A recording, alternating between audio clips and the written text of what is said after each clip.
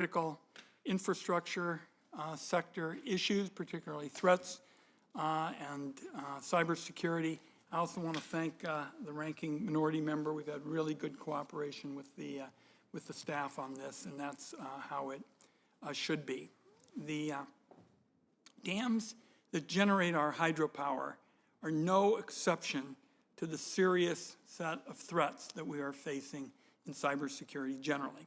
Countries like China and Russia present a significant national security concern as they have the ability to shut down core functions of our society and even cause death by hacking critical infrastructure. Today, the subcommittee is being told by the Federal Energy Regulatory Commission, which licenses 2,500 dams, that the dams responsible for well over half of the non-federal power generation have not received a cybersecurity audit. And currently, there's no plan to complete these missing audits anytime soon. FERC has told my staff, we want to thank them for their cooperation and their forthcoming way in which they've handled this. They've told my staff that they simply don't have the ability to review the remaining dams within the next decade. Big part of the challenge is FERC has just 4 cybersecurity experts to oversee 2,500 dams. Today, there are no minimum standards, no audits of a majority of dams, and bad cybersecurity. That is inviting cybersecurity trouble in the Pacific Northwest. As the chairman of the subcommittee responsible for dams, I do not want to sit around and wake up to a news report about a small town in the Pacific Northwest getting wiped out because of a cybersecurity attack against a private dam upriver. FERC cybersecurity rules only apply to dams that are remotely managed over the internet. This practice enables companies to save money, but not requiring an operator on site. But those cost savings for the dam operator lead to significantly greater cyber risks. In addition, there are no mandatory cybersecurity requirements for dams, only administered by on-site operators. To make matters worse, FERC's cybersecurity rules have not been updated since 2016. They aren't specific enough and are mostly about paperwork and checking boxes. FERC doesn't have the resources it needs to be an effective regulator of the cybersecurity of private sector-run dams. This is a problem for the Congress to address. Now it's time for Congress to step up. The seriousness of cyber threats to critical infrastructure has been clear for years. Companies and agencies across the federal government have been slow to respond to the cyber threats, which are the result of a combination of factors, including weak regulation, no audits, and no accountability. For example, last year I asked the Department of Homeland Security Cybersecurity Review Board to look into the theft of senior government officials' emails from Microsoft servers. DHS published the board's report last week, which documented numerous cybersecurity problems that seriously undermine U.S. national security. Microsoft's software is used widely across the U.S. government and industry. And if you look at these practices, which we've seen for years now, they're undermining America's cyber defenses and creating a serious threat to national security. One of the central issues is that the United States doesn't have a more coordinated approach to cybersecurity. Cybersecurity of each part of our society is regulated in a different way, and some end up not being regulated at all. Some have rules, some have the honor system. My own view is this is not good enough. So there is no wonder that there are broad parts of our government and society with awful cybersecurity, no effective rules, and no cyber safety regulatory efforts. The Congress needs to address cybersecurity broadly rather than playing a whack-a-mole industry or agency one at a time. Unfortunately, we can't solve the biggest problem in this subcommittee. We can accelerate updating FERC's cybersecurity standards, making sure those standards are effective and apply to all dams. That will help protect the United States from a serious national security threat. I look forward to working with our witnesses and all members of the committee to deal with this scope and scale of an enormous challenge in our hydroelectric systems and others, so the Congress is equipped to develop targeted responses. Before I yield to Senator Risch, I wanted the record to note that I guess I talked for about 7 minutes, and I didn't hear anybody talk about, is this a Democratic approach or a Republican approach? This is an American approach, and I intend to work very closely with the ranking minority member, my friend from the Pacific Northwest, Senator Risch. Well, thank you, Mr. Chairman. Thank you, Mr. Chairman. You and I have served together for many years, not just on this committee, but also both of us are senior members of the Intelligence Committee, and cybersecurity has certainly been in our wheelhouse. With that in mind, it's only fitting that we meet to discuss the two topics as pertinent as hydropower and energy security and resiliency in this committee meeting. I have here as a witness Ms. Virginia Wright, who's a cyber-informed engineering program manager at the Idaho National Laboratory. Glad to have her with us. But also, Mr. Chairman, you should know that Mr. John Wagner is here, who is the director of the Idaho National Laboratory. The INL, as most people know, is the flagship laboratory, not only in the United States, but the world and the universe for nuclear energy. Interestingly, most people don't know is that the INL is quickly becoming also the flagship laboratory for cybersecurity matters. And as big as nuclear issue is there and has been since shortly after World War II, the budget for cybersecurity is increasing. And within a few years, I think, or maybe even less, that the budget for cybersecurity at that lab is going to overtake the budget for nuclear. So the Idaho National Laboratory is a big deal for Idaho. It's a big deal for America, and certainly it's a big deal in the field of cybersecurity. You know, it's really impossible to overstate the importance of dam infrastructure in Idaho. Dams have allowed us in Idaho to transform desert into fertile farmland, account for flood control, and transport commodities far beyond Idaho, and is critical to meeting our growing energy demands. Hydropower accounts for over half of our in-state electricity generation and contributes significantly to affordability. Idaho boasts the 4th lowest electric rates in the country, thanks in a large part to hydropower, which, of course, dams are critical too. We have an array of federal, local, and private dams ranging from a couple of kilowatts to the Brownlee Dam, operated by Idaho Power, on the Idaho-Oregon border, which is the largest generation capacity of any privately owned dam in America. Besides being a clean, renewable, and affordable resource, hydropower is also integral to our security and resiliency. Hydro facilities provide dispatchable, always-on power with the ability to ramp up in the case of extreme weather events and stabilize the grid. Additionally, many hydropower facilities are black start capable, meaning they can quickly come back online after an incident without the need for external power from the grid. Hydropower fulfills a backstopping role in so much of our energy security. It is vital we best ensure that hydroelectric infrastructure itself is secure. In Idaho, we are proud to be home to experts working diligently to that end at the Idaho National Lab. My committee colleagues have heard me discuss at length INL's role as our flagship nuclear energy research institution. But what a lot of people don't realize, as I've said, is that cybersecurity is increasing dramatically. INL performs cutting-edge energy system research, developing and sharing cyber and physical threat information, and conducting cyber and physical security assessments. I'm pleased to have with us today, as I said, an important person that's involved in that from the lab. She is, and her team at the INL, in partnership with DOE, pioneered the CIE, the Cyber Informed Engineering concept to build cyber and safeguard practices into infrastructure from the beginning.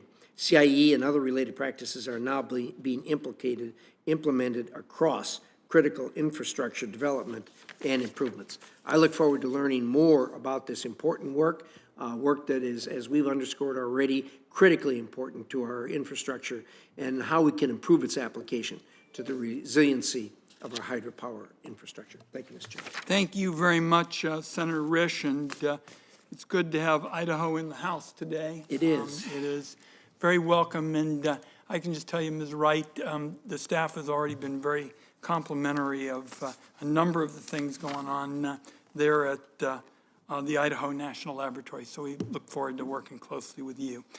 We've got three really good witnesses today. Terry Turpin, Director of the Office of Energy Projects at FERC. He started his career at the Commission in 1998 as a staff engineer, where he was responsible for the review of natural gas pipeline applications. If I read in detail all of his accomplishments, I would have you here till breakfast tomorrow. But we're glad you're here, Mr. Turpin. Welcome. As I say, Virginia Wright, Program Manager for Cyber-Informed Engineering at the Idaho National Laboratory. She leads implementation of the National Strategy for Cyber-Informed Engineering at the Department of Energy. So she's already been recognized by her colleagues nationally, and we wanted to note that. Then we have Scott Aronson, Senior Vice President of Security and Preparedness, Edison Electric Institute. Scott leads the EEI Security and Preparedness team, where he focuses on industry security and resilience initiatives and partnerships between government and electric companies. And I think it's well known that we work very closely with you and a cross-section of environmental and labor leaders to get the clean energy tax credits, and very much appreciate your contributions there at EEI. So let's go right to our witnesses. We'll start with you, Mr. Turpin. And I think we've got a general agreement. Everybody's going to try and stick to 5 minutes, and it's going to be a little crazy after a while because we have some votes and whatnot. But let's just get all our witnesses in before anything happens in the way of votes. And we'll go with Mr. Turpin, Ms. Wright, and Mr. Aronson. Mr. Turpin, welcome. Thank you very much, sir. Chairman Wyden, Ranking Member Risch, and members of the subcommittee, good afternoon. My name is Terry Turpin, and I'm Director of the Office of Energy Projects at the Federal Energy Regulatory Commission. The office is responsible for taking a lead role in carrying out the Commission's activities in reviewing infrastructure projects.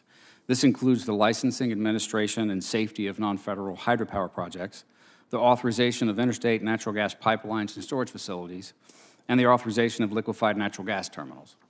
I appreciate the opportunity to appear before you today to discuss the Commission's program regarding cybersecurity for dam structures associated with hydropower. As a member of the Commission's staff, the views I express in my testimony are my own, and not necessarily those of the Commission or of any individual commissioner. There are hydropower projects in nearly every U.S. state and on most major river systems of the U.S., with more than 100 gigawatts of electric generation capacity installed. Approximately 57 gigawatts of this generation is owned and operated by non-federal parties, such as private companies, private utilities, municipalities, electric cooperatives, private citizens, Indian tribes, and state agencies. Under the Federal Power Act, non-federal hydropower projects must be licensed by the Commission if they are located on a navigable waterway, occupy federal land, use surplus water from a federal dam, or are located on non-navigable waters over which Congress has jurisdiction under the Commerce Clause. In accordance with the Federal Power Act, the Commission currently regulates over 1,600 non-federal projects, which includes about 2,500 dams. The Commission's Dam Safety and Security Program includes a focus on ensuring that the wide range of dam owners and operators both understand the cybersecurity measures needed to protect their control systems and are also aware of potential threats and vulnerabilities. In recognition of this, the Commission has developed cybersecurity measures drawn from a risk-based descriptive model approach, which allows for flexibility in regulating such a diverse set of entities. These measures were built on guidelines issued by the National Institute of Standards and Technology, approaches developed through the North American Reliability Corporation's standards development process, and informed through outreach to the regulated industry. These measures allow dam operators and owners the ability to implement a defense-in-depth strategy based upon unique risks and constraints that they face, and enables them to adapt to changes in the cybersecurity vulnerability and threat landscape. Dam owner-operators were required to implement these measures by the end of calendar year 2018. Commission cybersecurity specialists audit dam operators' efforts regarding vulnerability and security assessments, documentation of cyber assets and associated criticality designations, implementation of cybersecurity controls, and the posture of on-site security. The audit process helps focus owner-operators' efforts on what cybersecurity measures would be most effective for their critical features to prevent a failure path that could lead to downstream consequences. Commission security specialists also monitor classified intelligence, open source information, and unclassified government issuances from the FBI, the Cybersecurity and Infrastructure Security Agency, Homeland Security Information Network, and the Electricity Information Sharing and Analysis Center. This allows staff to discern pertinent security-related events, incidents, and trends, as well as to ensure that FERC licensees are made aware of potential threats and vulnerabilities. By the end of fiscal year 2024, staff of the Security Branch will have performed 271 physical security inspections and completed cybersecurity audits, covering the owner-operators responsible for 37% of the installed non-federal hydropower capacity. By the end of fiscal year 25, we will have completed audits covering 70% of that installed generation capacity.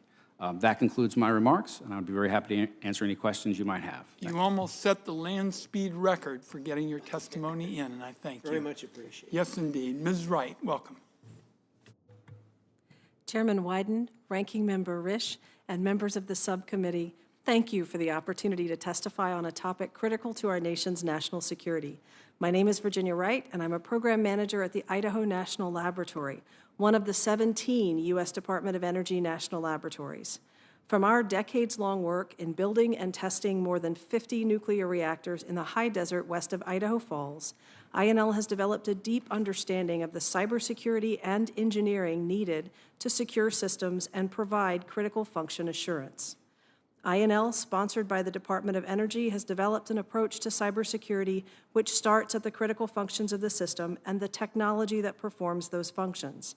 This methodology, called cyber-informed engineering, asks the engineers who design and operate infrastructure systems to develop engineered controls which can mitigate the worst consequences that could be caused even if adversaries penetrate digital defenses and gain control of operational technology. CIE is a method readily applicable to ensure that the modernization of the hydropower fleet incorporates designed-in cyber protections which complement the analog nature of the engineering inherent in today's facilities. The United States hydroelectric fleet generates 240 billion kilowatt hours per year and is very diverse in size, operational configuration, automation level, and importance as baseload. Hydroelectric facilities range in generating capacity from less than 1 megawatt to the U.S.'s largest Grand Coulee Dam, which generates more than 6,800 megawatts. Fewer than 400 facilities supply more than 90% of U.S. hydropower. Additionally, 87% of the U.S. fleet is over 30 years old, with rotating machinery and physical components that have lasted far beyond the expected service life. The largest facilities are operated by the U.S. Army Corps of Engineers, Bureau of Reclamation, Tennessee Valley Authority, and large commercial utilities, organizations with well-resourced cybersecurity programs. Many of the remaining small and medium-sized facilities are operated by entities with few resources to invest in vulnerability analysis and threat detection, but they all face the same threat landscape. Significant investments by Congress have allocated more than $753 million to programs to maintain and advance the existing hydropower fleet. These improvements will result in increased generation and grid services, and they will also add digital technology used for automation and interconnection of systems within hydropower facilities, increasing the fleet's exposure to cyber threats and vulnerabilities. In testimony before the House Select Committee on January 31st, U.S. officials provided stark warnings about the capabilities and intent of hackers linked to the People's Republic of China. In her testimony, CISA Director Jen Easterly stated, "This is truly an everything, everywhere, all at once scenario." Given the rising awareness that U.S. critical infrastructure is being actively targeted by nation-state actors with the ability to gain covert access and the intent to cause catastrophic harm, a broadly capable cybersecurity program is necessary, but not sufficient. The federal government must provide aid and incentives for critical infrastructure operators to proactively find and eliminate avenues for cyber adversaries to cause harm. This is especially true for small organizations who operate infrastructure with the potential for damaging impacts. Cyber-informed engineering can be used to engineer out adversary opportunities and engineer in protections from sabotage in both existing and newly upgraded infrastructure. While the federal government can provide financial resources and the expertise of the national laboratories with their ready stockpile of capabilities, defending against everything everywhere all at once will require everyone, both federal and non-federal, to join forces. To address some of the most critical needs for assessing cyber threats and vulnerabilities of critical water infrastructure in our energy sector, INL has developed a series of urgent recommendations. Further recommendations and details about each are in my written testimony. Number 1, use cyber-informed engineering to add secure by engineering design protections from the impact of cyber attacks on the existing fleet and in designs for the future. Number 2, support vulnerability assessments on commonly used technology within the hydroelectric fleet. Number 3, develop hardening guidance to address well-known weaknesses in digital systems used in hydropower. And number 4, increase the pace and the financial support for threat hunting across the hydropower fleet. I appreciate the opportunity to testify today, and I want to thank you for your attention to this very important issue for our nation. I look forward to your questions. Thank you, Chairman Wyden. Ranking Member Risch, members of the subcommittee, I appreciate the opportunity to testify before you today on this important topic on critical infrastructure security and specifically those interdependencies among the electricity, water, and dam sector. You're going to hear some very consistent themes across the three witnesses. My name is Scott Aronson. I am Senior Vice President for Security and Preparedness at the Edison Electric Institute, or EEI. EEI is the trade association representing all of the nation's investor-owned electric companies. These companies serve more than 250 million Americans and represent 5% of the United States gross domestic product. We're fond of saying it's the first 5% of GDP since all other sectors rely on our product. And that number is only growing. With the proliferation of data centers for artificial intelligence and fueling our digital economy, more manufacturing and industrial processes relying on electricity, adoption of electric vehicles across the transportation sector, and electricity increasingly used for home heating, America's electric companies are more important than ever to our nation's security, economic competitiveness, and the lives and safety of our customers and your constituents. This is a responsibility EEI's members take very seriously. In addition to the extraordinary growth, the grid is also changing. With more distributed resources, two-way flows, grid-scale battery storage, clean energy sources, and broad digitization enabling customer control and better visibility into this increasingly complex system, this is an exciting time to be a part of the electric power sector. But these changes also can bring new risks and an evolving attack surface. As the Director of National Intelligence Worldwide Threat Assessment has said publicly since 2019, near-peer nation states are targeting critical infrastructure to hold the United States at risk at a time of their choosing. To address these risks, the electric power sector uses a defense-in-depth approach that seeks to protect our most critical assets from compromise, while also understanding that defenses are never infallible. So resilience, redundancy, and the ability to recover are integral to our defenses too. This resilience comes from a diversity of resources and systems that limit single points of failure. It also comes from the development and exercising of plans to operate degraded or to restart systems, known as black start capabilities. And perhaps most importantly, a culture of mutual assistance that supports response and recovery against all hazards. This is most apparent when storms and natural hazards hit, but has grown to include cyber mutual assistance capabilities and spare equipment sharing programs. The energy grid is one big machine with thousands of owners and operators. This community has found common cause to work together to address the risks posed by both Mother Nature and man-made threats. In addition to these resilience efforts, the electric power sector also has a regulatory regime that includes mandatory and enforceable cyber and physical security standards.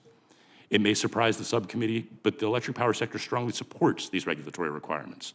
They provide a foundational level of security, and we appreciate Congress codifying the concept of an electric reliability organization in the Federal Power Act as part of the Energy Policy Act of 2005. This construct allows experts from grid operators and other stakeholders to develop standards that are enforced by the Federal Energy Regulatory Commission. That said, regulations alone cannot guarantee security because security is not a check-the-box exercise. In fact, in order to keep up with adversaries, asset owners and operators must be more nimble and creative than just abiding by baseline regulations. This is where the value of partnerships is key. In addition to my role at EEI, I also am privileged to be a member of the Secretariat that supports the Electricity Subsector Coordinating Council, or ESCC.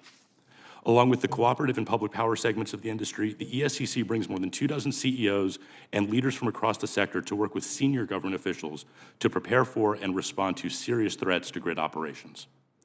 The ESCC has been held up as a model for how critical infrastructure sectors can partner with each other and leverage both the industry's visibility into its systems and our operational excellence, along with the government's intelligence gathering capabilities and national security responsibilities. In addition to responding to major incidents, other ESCC priorities include securing the grid of the future and enhancing operational collaboration between government and industry security experts.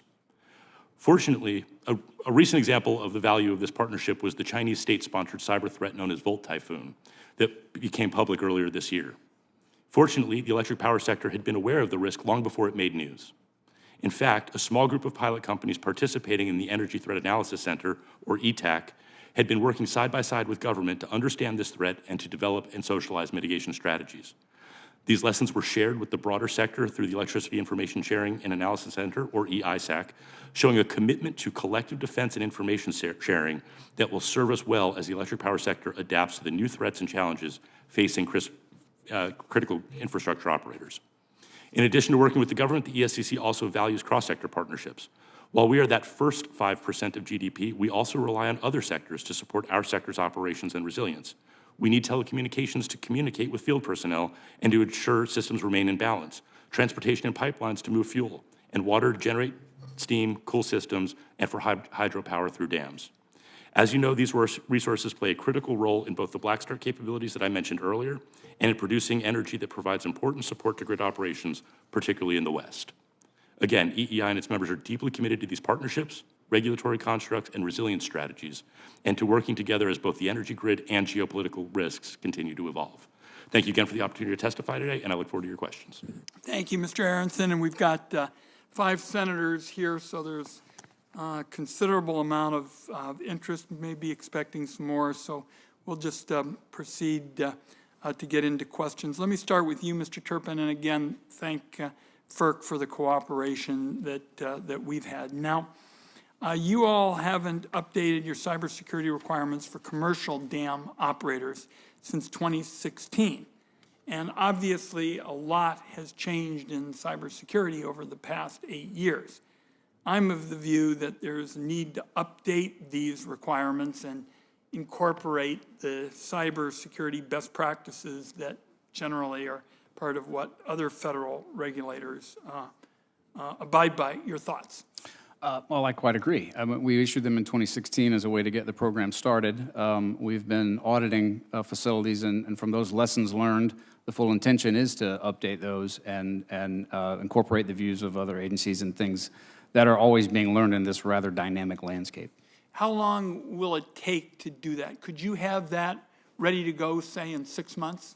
Well, I don't think 6 months. We'll be at 70% of the facilities by the end of next year, and I think we'll definitely move to update it then. In the interim, we of course will be applying anything we've learned as we move forward with all of the entities. So, how long would it take to update the requirements? I appreciate the fact that you all want to make progress. I just think it's important to have a clearly understood kind of lodestar, a kind of real, focus that everybody can abide by. As you and I talked about, and again, you all have cooperated with us. We're not going to be able to have something. I see Senator Cantwell, my partner on the Finance Committee. We're going to have a hearing on cybersecurity and healthcare in the Finance Committee. There may be some broad principles, and here's the senator from Nevada as well. We'll see some principles that will come out of that healthcare hearing, but what goes on with dams isn't necessarily what goes on with cyber security for healthcare. I mean, dams and healthcare are different. So your thoughts about getting an actual target date? Would 9 months work better? I don't want to go month by month, but I do want to get a target date for an update. Yeah, absolutely. And I mean, 9 months would be achievable. I think we'll see over the next 5 months. We'll have completed 37% of those audits, and that will be very informative for updating and getting. I'll quit while I'm ahead. 9 months. With respect to oversight, you all have really no mandatory cybersecurity requirements for dams that aren't connected to the internet. And I'm concerned about foreign spies being able to jump the air gap and hack systems that aren't networked, such as by distributing spyware on thumb drives. Do you agree that U.S. dams need robust cybersecurity defenses, even if their systems are not connected to the internet? I do. We started focusing on those that had remotely operable as a way to get the program up and running, but I don't think it comprises the entire universe of what needs to be protected. All right, one last question. The Department of Homeland Security's Cyber Safety Review Board looked into the theft of senior government officials' emails from Microsoft servers, and Secretary Raimondo and others. And my understanding is Microsoft products are used widely in the dam sector. Is that right? That's correct. Okay. So how do we take that Cyber Safety Review Board set of conclusions, and obviously Secretary Raimondo and others are concerned about what the rules are going to be, and what do we say about Microsoft and others meeting tough cybersecurity standards coming on? Yeah, so obviously the report is of great concern, and as it was issued last week, we're going through it, and we will be using that to inform any changes we might make, especially as we move forward over the next 9 months. Well, consult with all of us, and we'd appreciate that. Senator Risch. Thank you, Mr. Chairman. Ms. Wright, I have a series of questions for you on this issue on dams. Do you deal only with dams that generate electricity? And I assume that's the vast majority of dams do some type of hydroelectric generation. But if you have just a flood control dam or something like that, are they in your sphere? So, Senator, for the dams that provide agricultural or kind of water holdback services, there still can be digital equipment that operate some components with those dams. There can be communication and status indicators that are installed on those dams. For that equipment, certainly methodologies like cyber-informed engineering and other cybersecurity defenses would be appropriate. Also, as we begin to modernize these agricultural dams to become power-producing dams, as many of the more recent investments allow, that will introduce a significant amount of digital technology, which will change the risk for those agricultural dams. It is compounded by the fact that many of these agricultural dams are located in very rural communities who may not have access to excellent cybersecurity services. So we will have to work on trying to ensure that cybersecurity protections are designed in as opposed to reactively applied afterwards. So what percent of the dams are, a ballpark if you can give me one, what percent are the ag-type dams that don't generate electricity? Or are you able to give an estimate there? Senator, I am not today, but I would be delighted to get that answer and bring it back to you. Well, and then to get right down to it, how does this work? Do the dam operators come to you? Do you come to them? Are they subject to a regulatory mandate? Where are we on that? Just give me a general idea how this works. For cyber-informed engineering, our approach is very broad, and we would be very open to working with hydroelectric owners and operators to apply the methodology at their facilities. As of yet, we have not done so, but we are eager for that opportunity. Right now, the owners and operators have voluntary access to a number of services offered by the Department of Energy's CSER organization, offered by DHS's Department of Dams, and other federal entities. Those tools include ones that allow network visibility, that help to rank consequences of cyber threats, and that inform how one might perform an incident response activity at a hydroelectric facility.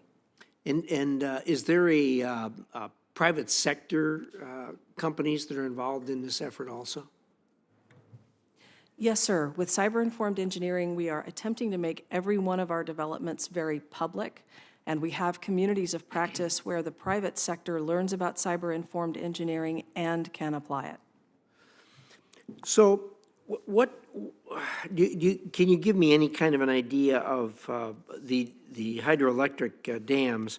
How many of them are now subject to the CIE methodology? How many of them are in practice? What percent? Right now, not very many. However, the benefit for the hydroelectric sector is that these dams are marvels of U.S. engineering. And because of their age, they have older equipment that is not subject to cyber vulnerabilities. So there is an excellent opportunity to leverage what already exists and build in protections as modernization brings digital equipment into the dam sector. So, Mr. Arneson, is your constituency, they're dialed in on this, I assume. Tell me what the thought process is. Yeah, they are, and we've really appreciated the Idaho National Lab's leadership on this. I think cyber-informed engineering is a concept that absolutely sort of reflects our vision of resilient operations. The idea here is digital equipment is terrific, but we operated the grid for the better part of the 20th century without digital overlay. How can we operate degraded? How can we operate through a cyber incident? How can we rely on non-digital equipment to make it harder for the adversary? You know, one of the things I talk about a lot, just to maybe dig in a little bit, there's two ways you deter an adversary. The first is that the attack doesn't have the intended impact. So an adversary attacks using cyber means, and we still maintain operations. The other way that you deter is that an attack has a consequence, which is the purview of our armed forces and intelligence community. And increasingly, the electric power sector has a responsibility to support military installations who are supporting forward operations. So this relationship between the electric power sector, defense installations, the intelligence community, and using things like cyber-informed engineering gives us a holistic approach to deterrence where the attack doesn't have the intended impact and our military can do its job. So back to you, Ms. Wright. How rapidly are these dams being restructured to modernize their operations? What's the velocity of that or non-velocity of it that's going on? Or are you able to speak to that? I'd like to bring some exact numbers back to you. But For what the we record, were why able don't to you do that? observe is that federal entities have granted a number of modernization efforts that are being carried out both by asset owners and vendors who supply services to the grid, many to refit these agricultural dams to be power producing, and others to add advanced instrumentation to dams to make them more responsive to changing grid conditions. I'm assuming, my time's up, but let me close with this. I am assuming, well, we all know that the Idaho National Lab is world-class in control systems, developing operations, understanding them. And of course, that's been going on for decades there because of their work with nuclear. And I believe that the cyber growth there is a result of our expertise in control systems. I'm assuming your operations brings the two of those together, the control systems and the cyber operations. Senator, that's right, and thank you for the opportunity to address that. The cyber-informed engineering methodology takes advantage of a practitioner who has been left out of a great many of the cybersecurity conversations, and that is the engineer who designs a system to perform in the first place and operates the critical practices. By leveraging the knowledge of that engineer, you can identify the consequences that would be most impactful in the event of a cyber attack and remediations that may be non-digital and out of phase with the adversary to accomplish what my colleague has talked about, deterring the adversary because of the lack of an impact resulting from their activity. That's all quite helpful. Thank you, Mr. Chairman. I thank my colleague, Senator Hickenlooper. Yes, thank you, Mr. Chair. Thank all three of you for taking time out of your busy lives and being here with us. Appreciate that. Mr. Aronson, some of the emerging technologies like AI are obviously offering exciting opportunities to make our grid more efficient and more reliable, all types of electricity. And making use of these large data sets, I think, can help us predict demand more accurately, also to manage supply more effectively. To make progress on this potential, President Biden has given an executive order on AI, including a call for a report on how AI can improve our grid infrastructure. So how can we test the impacts of new modernizing technologies on the grid and ensure that those improvements are safe, effective, defensible? And then the other question, this gets back to a little bit to what Ms. Wright was talking about, does increased reliance on AI and other technologies introduce new security threats that we should address on the front end? I see we only have a little under 4 minutes to answer this question, so I will say at a very high level, first of all, I agree completely that artificial intelligence has a lot of promise for grid operations. Electric companies already are using versions of artificial intelligence. I think the sort of inflection point recently has been generative AI, but artificial intelligence and machine learning has been a part of this sector for quite some time. At the end of the day, it helps with grid operations, it helps with efficiencies, just as most digitization technologies do. I would say one of the ways, as I said a second ago, and as Ms. Wright was mentioning, part of what we need to do to negate the risk is to make sure that we're not putting all of our eggs in a digital basket, whether it's AI, whether it's just digital controls broadly, or what have you. The ability to operate degraded remains important, so let's not rely exclusively on AI. But for blue sky operations, AI is extraordinary. The risk that comes from artificial intelligence certainly comes from adversaries leveraging it, and it comes from poisoning the data sets that ultimately we would be relying on. And so one of the things I think you need to think about when we think about artificial intelligence is, at the end of the day, it is hardware, it is software, it is data, it is algorithms. We know how to protect those. Now, do we completely understand the nuances of how AI will change that threat landscape? We do not. And so I think we need to do this in a thoughtful, deliberative way, but that's not to say that AI is good or bad. AI is here and it is happening and it is valuable to grid operations. Let's just do it in a safe, responsible way. I agree completely. And I think touching on that, certainly with hydroelectric generation, oftentimes that generation is somewhat isolated, and generally it's not cost effective to have redundancy built into those systems at a sufficient level. Ms. Wright, I'd ask, do you think are the FERC standard or the NERC standards sufficient to protect our grid, not just from cyber attacks, but from the consequences that prey upon this vulnerability that's unavoidable, I think, to a certain extent when you have remote generation? Which in many, not just hydroelectric, but other types of generation can be somewhat isolated. Are the NERC standards sufficient, or do we need, additional state and local measures as well? Thank you, Senator. The NERC standards are sufficient to guide the development of a broadly based cybersecurity program that enables an asset owner to respond to a very broad category of cyber events. Where the federal government has advanced knowledge of very specific threats, there are opportunities for the federal government to offer aids that are specifically targeted to those threat conditions, where a broadly based cybersecurity strategy may not offer sufficient protection. So in that measure, they are both sufficient, but there are additional capabilities that can be offered by the federal government. So what more should be done? What should we be thinking? What should we be doing?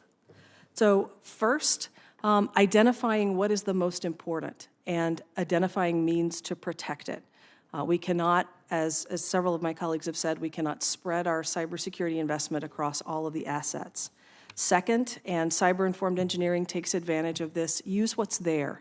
Take the basic engineering that's already present at several of the hydroelectric facilities and use it to create defenses. And thirdly, help focus and optimize investments that asset owners are making by responding with very fast, targeted threat information.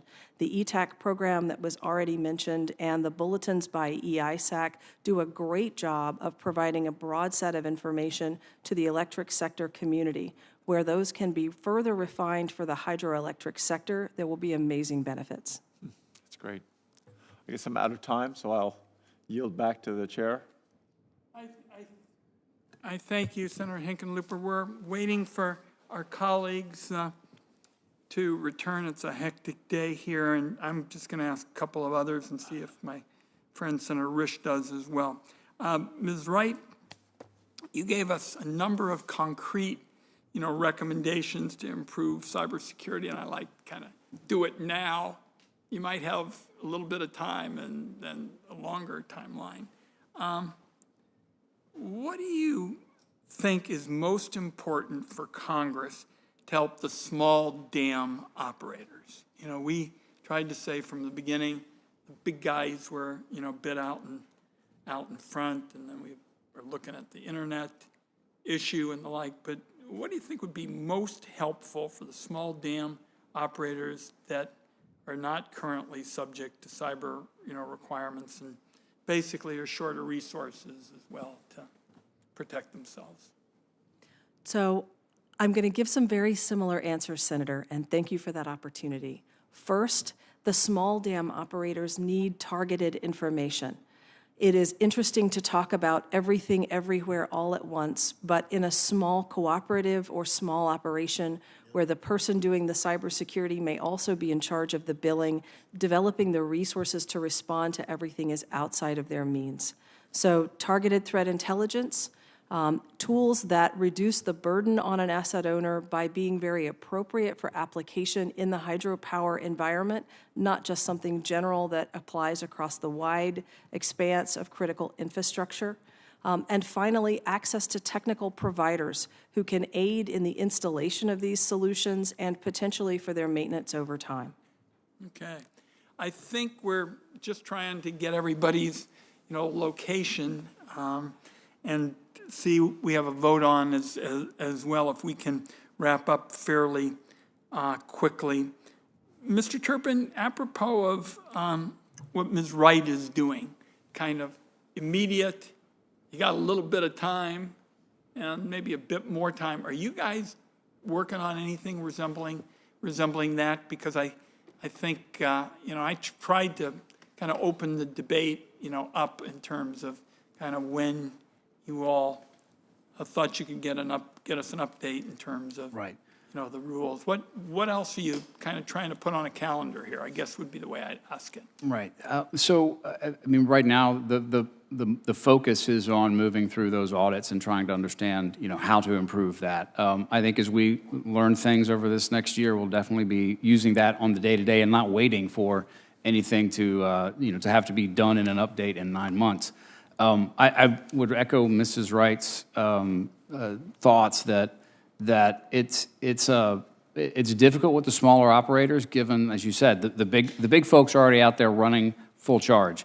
It's when you get down to the bulk of the operators that are very small organizations that are going to need the help. And so I think we'll be trying to look at some of the research that Idaho has done and try to figure out how we could apply that to help the small operators as well. Well, let's do this. We're going to liberate you all, and I want to again thank the ranking minority member. We've worked together on so many things in this committee and elsewhere, and I think this is really important work to do. And I think the pace of change in the cyber area is so extraordinary. We're going to have good people like you three working with us as we examine these issues, and we thank you. We're going to hold the record open for colleagues to submit written questions, and with that, we'll adjourn and thank our witnesses.